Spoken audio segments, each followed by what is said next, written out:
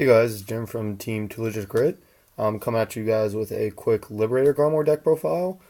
We had profiled this in the past, but we didn't put it up, and I think we lost the video, so I'm here to reshoot it. I've actually had this deck done since basically the pre-release of set 12, which was forever ago. So I figure I might as well show it to you guys now because it's what I've been running at locals lately, and it's been doing pretty well, so let's get into it. Of course, our starter is Cheer Up Trumpeter. You put her in the soul and choose your Vanguard. Do you have to choose your Vanguard? I believe you choose a unit, maybe. Yeah, you choose your Vanguard. And every time a unit is superior called from the deck, your Vanguard gets +3 during that turn.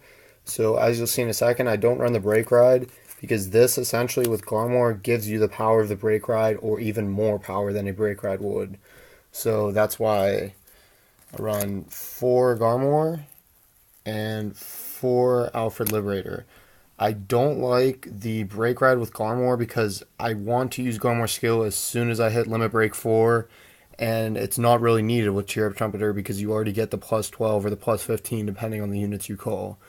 And then especially, this is really good because that turn you ride Garmore Liberator and use Trumpeter skill, you're hitting for either 26 without a booster, 31, 33. You're hitting a huge number, and then next turn you can hit with 21 using his skill if you have a 7k booster behind him, which is most of the boosters I run this deck, or you can ride Alfred and swing for 26 constantly. And Alfred's kind of your closer of the deck because after you use Cheer Up Trumpeter skill, you usually don't win that turn, but the next turn or the turn after, you're going to be constantly hitting with a 26 or 33, 31 with Alfred, and they're eventually going to die or you are going to lose, obviously. But just that constant pressure from Alfred is really good after you ride Garmore. And the strategy of the deck usually is you want to... I run a bunch of 12k attackers and 10k attackers. If you know you have Garmore in hand early, you don't want to call a bunch of rear guards. You just want to call one of the 10k or the 12k attacker plus your Vanguard.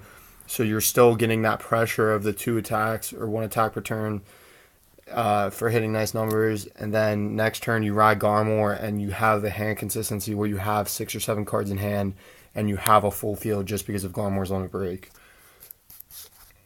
And then for grade 2s, I run 4 of the 12k attacker, who is basically my avatar. I draw him all the time. He's my favorite card of the deck.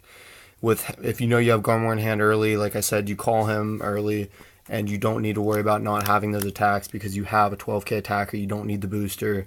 You still get that pressure and Garmore's Limit Break, and you don't have to worry about getting rushed early on, and they still have to guard. And then I run 3 Geraint, who his skill is when another unit is placed on rear guard, he gets +3. So basically, if you use Garmore's Limit Break, you can call him to the field, and he's a 21k attacker by himself for the turn. Or even if you use Alfred's skill to call a unit, then you have that 12k swinger for the turn, which is nice. And as you'll see, I don't run a lot of cards that counterblast in this deck because Garmore's cost is pretty high at Counterblast 3, so you don't want anything that uses that Counterblast. And yeah, so I run 2 of Bagpipe Angel. Her skill is when she's called to rear guard from the deck, you choose 2 units and add 2,000, which a lot of times if you have the 12k attacker on board and a 7k booster, you add the power that's 21, or you can add the power to your Vanguard. It just helps hit nice columns and establish presence. And then I run 2 Esgrad. A lot of times your opponent won't let him hit, so it adds that pressure because they don't want you to plus. Or if you know you have Alfred in hand and you don't have the Garmore, you can obviously use his skill and rush with him and add just that constant pressure, which is what this deck is about. And then for grade 1s, get this out of here really quick. I run 4 Perfect Guards, obviously. Every deck should be running them by now. Everything's hitting huge numbers. They're just a staple anymore.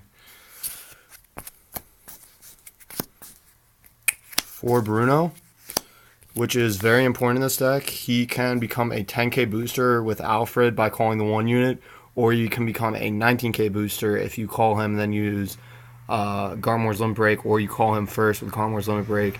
He's just a very nice booster in the deck. If you put him behind Garmore, it helps you hit 21 using Garmore's secondary skill, which is put a unit on the bottom of the deck to add 4,000 power to him, so you can hit for 21 and still pressure if you don't have the Alfred in hand, and you still want that constant hitting high numbers with your Vanguard, which it's just a very good card in general.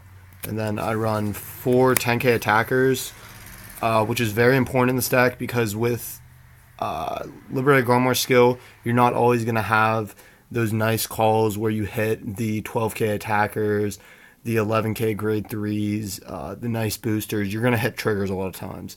And with him, he can still hit 15 with the trigger behind him, or even another grade 1 behind him, he hits 17. So he helps you have nice columns, which is very important to the deck. And he's just an integral part of the deck. And he adds early game pressure as well. And then I run 2 Josephus. I don't think 4 is needed in the deck because you can ask anybody that have played with Garmore's Limit Break, with my strategy of only calling the 1 or 2 rear guards, you have the hand consistency. You don't really need Josephus as much in this deck, but it's still nice to have just in case you hit it. It's still a nice +1. But I feel Bruno is more important to the deck overall. That's why I only run 2 Josephus and 4 of him, and Marin as well. And then for triggers, it's standard what every Liberator player should be playing right now. The 8 crit, 4 draw, and 4 heal. So that's pretty much it, guys. I've been liking the deck a lot. The only thing that I might change is I might change the Garmores back to Gansel, or not the Garmores, the Alfreds back to Garmores now that Chaos Breaker is a thing and Link Joker is more popular, because Alfred is kind of awful against Narukami and Link Joker, because if you don't have the rear guards or your rear guards are locked, he's pretty much just an 11k vanilla.